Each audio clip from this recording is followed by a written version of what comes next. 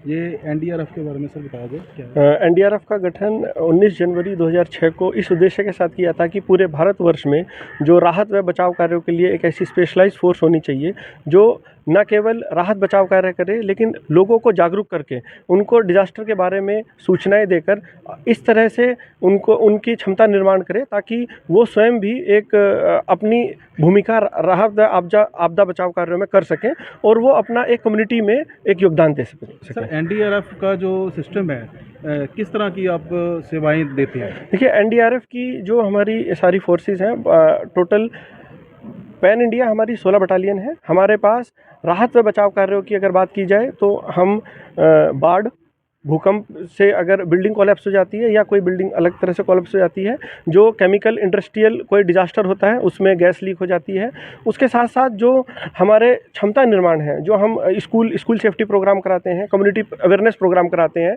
कि बच्चों को किस तरह हम जो हमारे स्कूली बच्चे हैं वो डिजास्टर को समझें और डिजास्टर से किस तरह अपने आप को सुरक्षित रख पाएँ। उसके साथ साथ जो हमारे गाँव में लोग हैं जो नदी के किनारे रह रहे हैं, उनको बाढ़ से या ज़्यादा पानी आ जाए उससे खुद को कैसे बचाएं, अपने जानवरों को कैसे बचाएं और किस तरह से अपने कम्युनिटी में एक योगदान दें डिजास्टर के समय।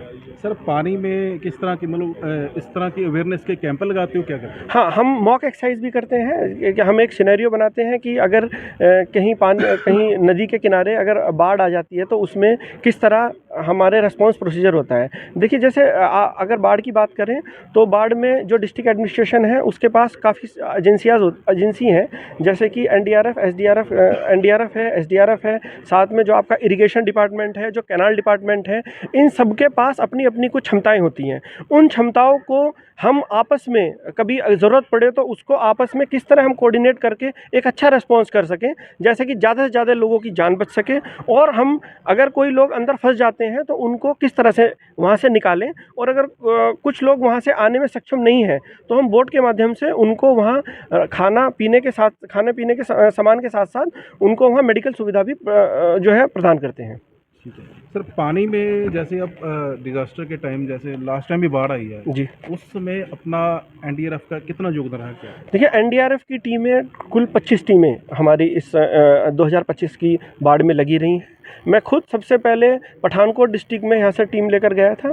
24 तारीख को हम टीम लेकर गए थे और बाढ़ का जो प्रीपोजिशनिंग हमारी 24 तारीख में हो गई थी और जो बाढ़ आनी शुरू हुई थी वो 25-26 तारीख से हुई थी। जो अर्ली वार्निंग को देखते हुए हमारी टीम पठानकोट में प्रीपोजिशन हो गई थी।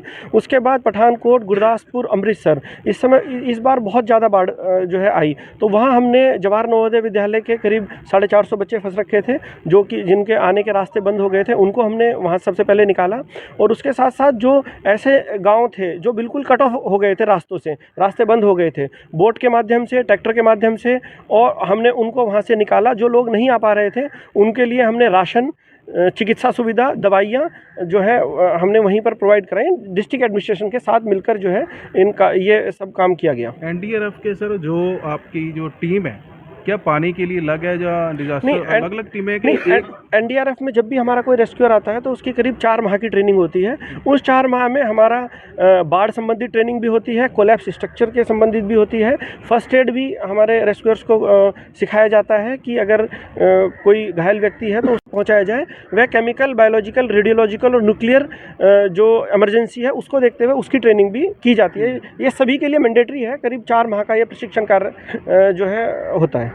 ठीक है सर, ईयरली, मंथली या वीकली ये ट्रेनिंग सेंटर में कैसे चलता रहता है? नहीं, जैसे ही कोई नया रेस्क्यूअर हमारे यहाँ इंडक्शन होता है तो सबसे पहले बेसिक ट्रेनिंग होती है, वो करीब 3 से 4 माह की होती है। उसके बाद हमारे रेगुलर इंटरवल्स पर ट्रेनिंग होती है। जैसे एडवांस कोर्स हमारे नागपुर में होते हैं, पुणे में होते हैं, और जो हम बाढ़ संबंधित अगर प्रशिक्षण की बात करें तो कलकत्ता में होती है, और उसके बाद जो हमारा गोवा में है, कुछ अदर एजेंसियां हैं जिसमें होती है। इसकी मापदंड जैसे क्वालिफिकेशन क्या है, जैसे किसी ने करना हो या कैसे? नहीं, ये वो सिविल डिपार्टमेंट के लिए वो डायरेक्ट भी कराते हैं, जो एजेंसियाज हैं सिविल डिपार्टमेंट के लिए डायरेक्ट कराते हैं, लेकिन हम सभी सेंट्रल आर्म पुलिस फोर्स के से यहाँ डेपुटेशन पे आए हैं और हमारे लिए सारे कोर्सेज मैंडेटरी हैं। एक मैडम से पूछना चाहते हैं। हाँ जी मैम, जैसे आप लेडीज़ का क्या योगदान है? जैसे आप